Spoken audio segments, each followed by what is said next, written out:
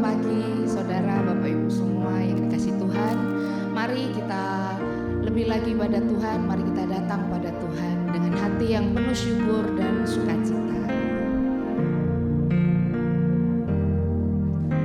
Dalam segala keadaan, waktu berlimpah maupun kurang, tetap Yesus yang mempesona hatiku. Dia beri damai dan kesempatan baru di setiap musim kehidupan. Waktu ku kuat maupun lemah, tetap Yesus yang mempesona hatiku. Dia beri hidup dan kesempatan baru sekali. Yesus selamanya, Yesus harapanku tak akan hilang, karena kasih-Nya sekarang ku ada. Oh Yesusku, ku cinta Kau selamanya. Mari lebih lagi pada Tuhan. Amin. Terima kasih Tuhan.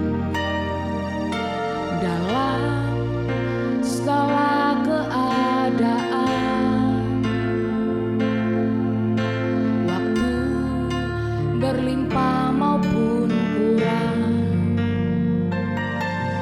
tetap Yesus yang mempesona hatiku.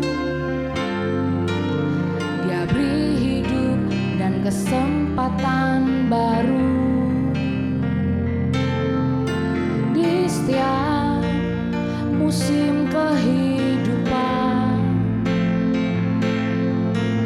Waktu ku kuat maupun lemah, tetap Yesus yang mempesona hatiku. Dia beri hidup dan kesempatan baru sekali. Yesus selamanya, Yesus harapanku tak akan hilang, karena kasih-Nya sekarang ku ada. Oh Yesusku, ku cinta Kau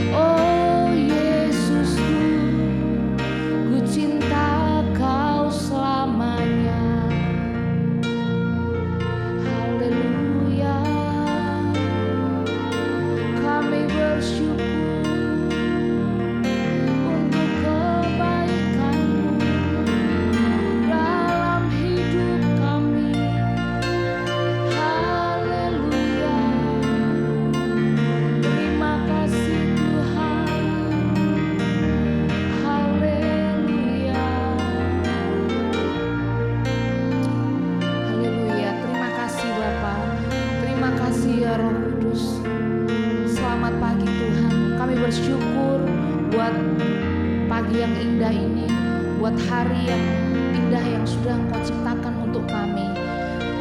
Kami masih bisa bernafas, kami bisa hidup, kami bisa beraktivitas. Ini semua karena anugerah-Mu Tuhan.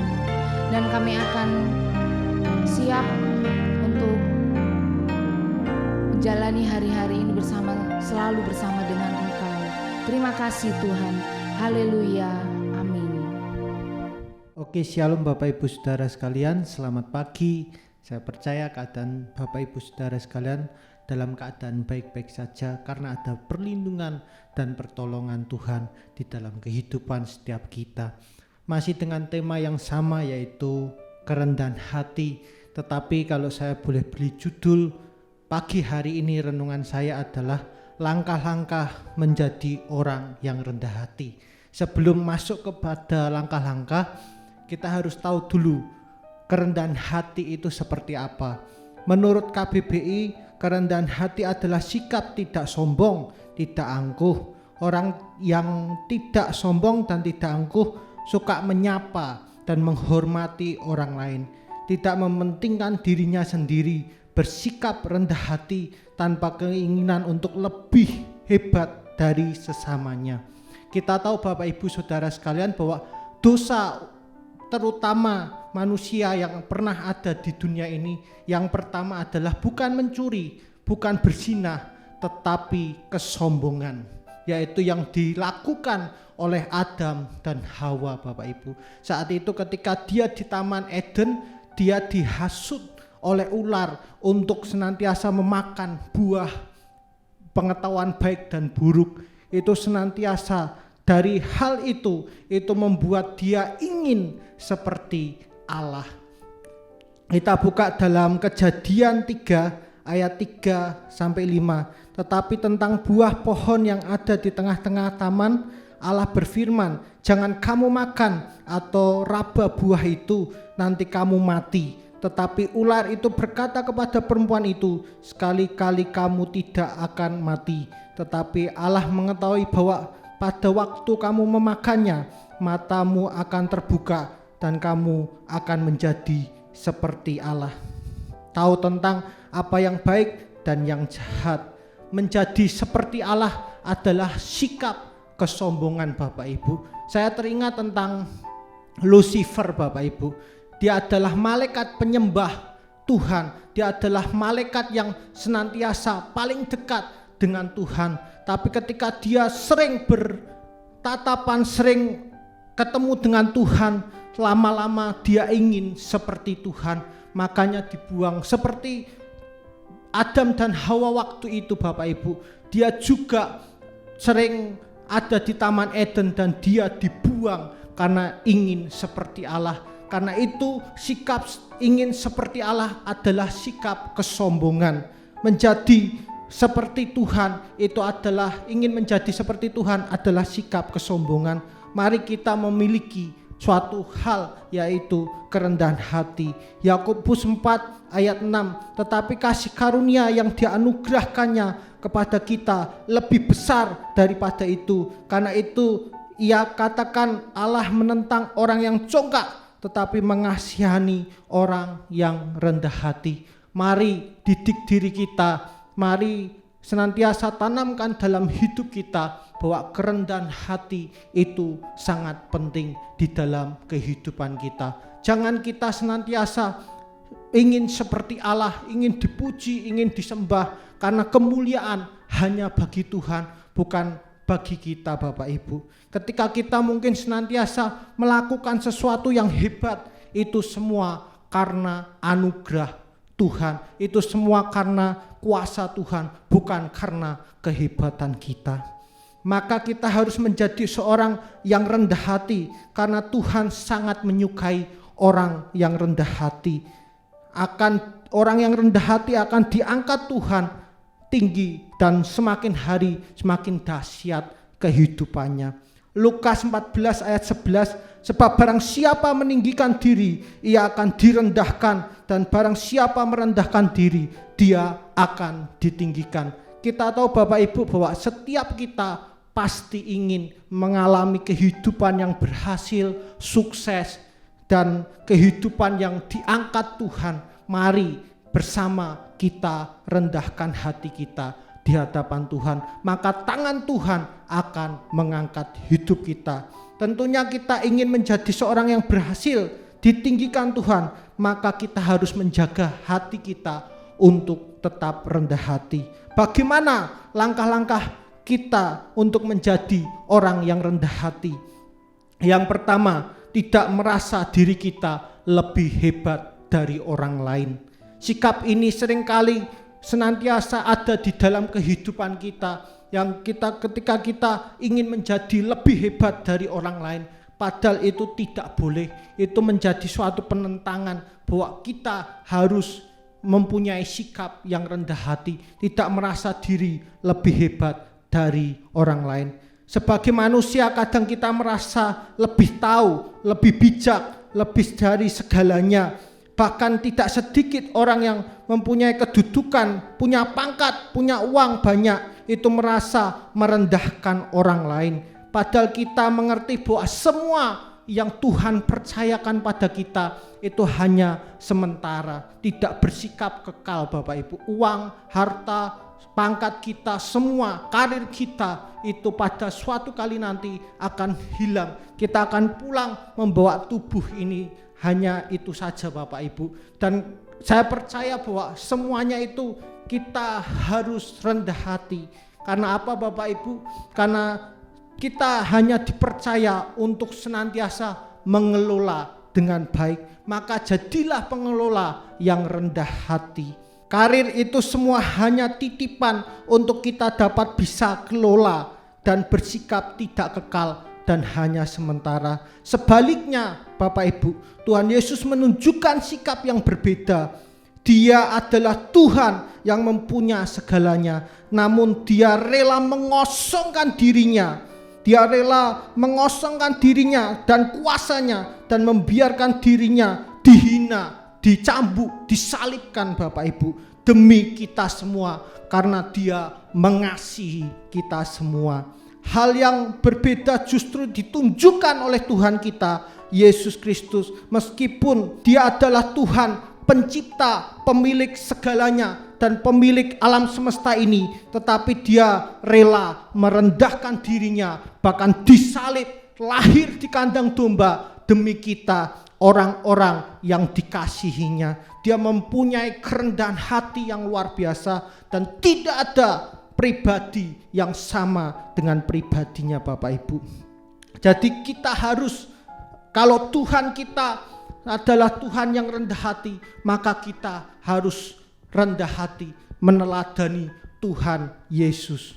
Filipi 2 ayat 6 di sana dikatakan, yang walaupun dalam rupa Allah tidak menganggap kesetaraan dengan Allah sebagai milik yang harus dipertahankan, melainkan telah mengosongkan dirinya dan mengambil rupa seorang hamba dan menjadi sama dengan manusia. Tuhan Yesus mengosongkan dirinya, meninggalkan kuasanya, menyerahkan hidupnya untuk kita diselamatkan. Dia mempunyai kerendahan hati yang sangat luar biasa. Ketika kita mampu untuk meneladani pribadi Tuhan Yesus, kita mampu untuk mengakui kesalahan dan kekurangan kita di hadapan Tuhan, saya percaya bahwa Tuhan akan mengangkat kita. Karena orang yang rendah hati mampu untuk senantiasa terbuka oleh Tuhan.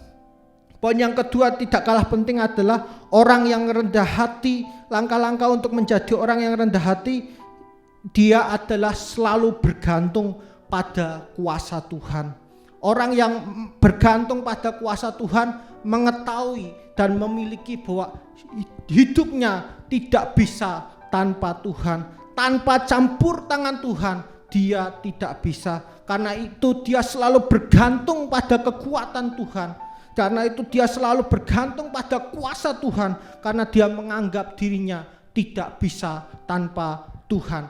Tapi sebaliknya, orang yang sombong menganggap dirinya bisa tanpa Tuhan. 1 Korintus 2 ayat 5 di sana dikatakan, supaya iman kamu jangan bergantung pada hikmat manusia, tetapi pada kekuatan Allah. Dan bergantung pada Allah itu sama saja kita mengandalkan Tuhan dalam setiap aspek kehidupan kita. Dalam keadaan seperti apapun kita, izinkan tangan Tuhan untuk memegang hidup kita. Bergantung pada Tuhan adalah sikap yang rendah hati. Karena orang yang bergantung kepada Tuhan menyadari penuh bahwa hidupnya tidak bisa berbuat apa-apa tanpa campur tangan Tuhan.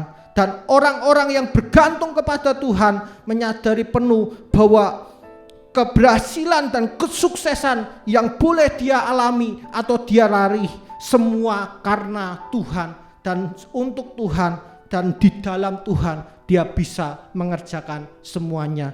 Jadi kesimpulannya adalah langkah-langkah orang yang rendah hati adalah, yang pertama adalah tidak merasa dirinya hebat, lebih hebat dari orang lain. Yang kedua adalah orang yang selalu bergantung kepada Tuhan. Oke, selamat pagi. Tuhan Yesus memberkati.